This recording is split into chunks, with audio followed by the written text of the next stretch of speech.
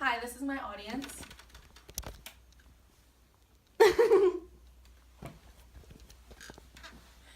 Hi, I'm Danielle, and I'm going to be talking to you about stress. Have you ever been affected by stress to the point where you feel consumed by it and lost all control? I know I'm someone who sometimes lets themselves get stressed out about stress before I even have stress to stress about. So, what is stress exactly? When something poses a threat to you in a positive or negative way, your body reacts naturally by releasing hormones and activating the sympathetic nervous system. The sympathetic nervous system is the fight or flight response, which means either your body is going to fight off this threat or it is going to run away from it to get back to homeostasis. Homeostasis is your body's natural state of being. For example, your heart rate being between 60 to 100 beats per minute, or your temperature being 98.6 degrees Fahrenheit. If stress is prolonged and left untreated, your body's fight or flight response will never be turned off, and this can pose some serious consequences to our bodies and health. So first, I'm going to talk to you about the different types of stress.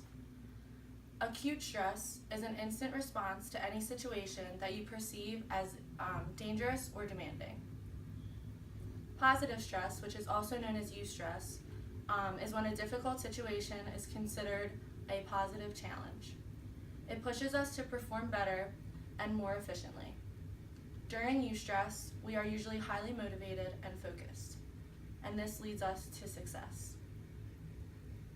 Then there's distress, when our body's sympathetic nervous system overreacts to a problem and we are unable to control our stress due to poor coping mechanisms.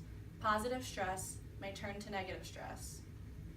When positive stress becomes unbearable and there is no longer fun in the challenge and there seems to be no relief or end in sight, distress happens. Prolonged distress can appear as chronic stress, anxiety, or panic attacks. We must be able to recognize stress and form positive coping mechanisms before positive stress turns into negative stress. Then there's panic attacks.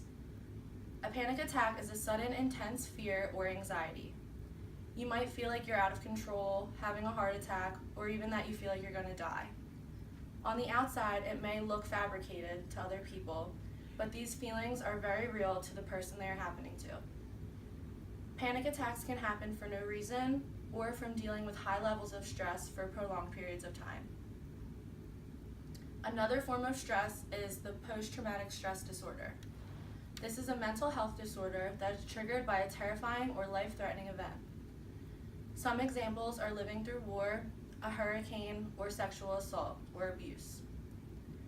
The individual experiences flashbacks and nightmares, severe anxiety, and a disruption of everyday life.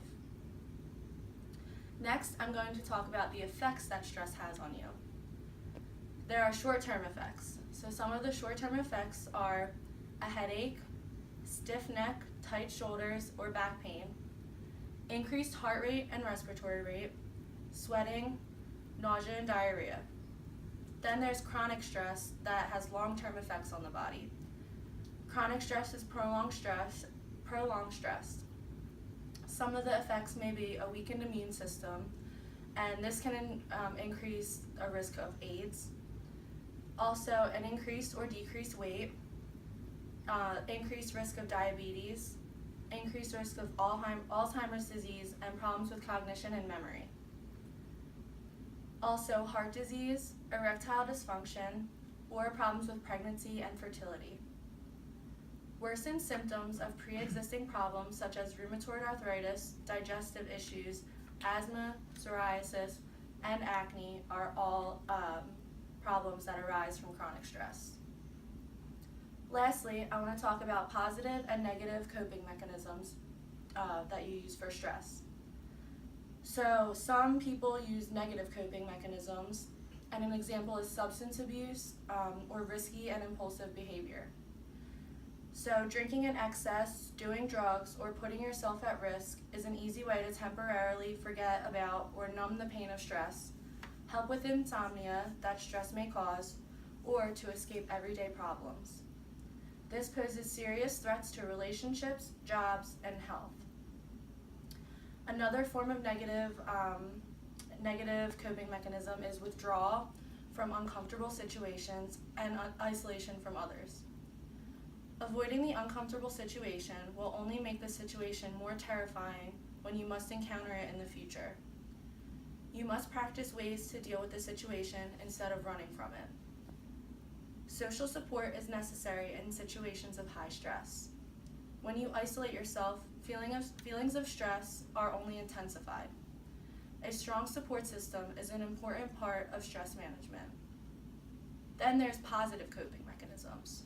An example of a positive coping mechanism is positive self-talk.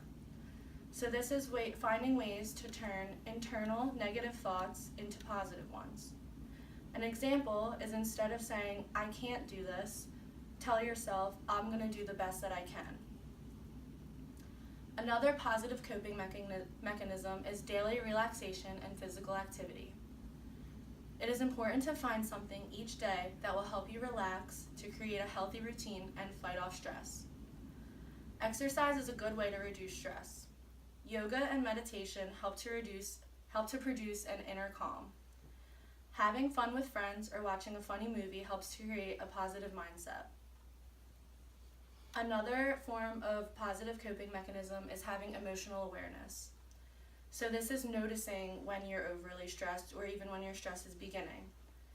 Sometimes we're so used to stress that it begins to feel normal. Having awareness of when you're stressed and how to cope with that stress before it becomes overwhelming is a very important stress management technique. So in conclusion, everyone encounters stress throughout their entire lives. Stress can be a good thing because it can motivate us, but we must recognize when stress is becoming overwhelming or bad for our health or lives. Forming positive coping mechanisms and strategies is necessary in order to ward off negative stress so that we may live a healthy life. Thank you.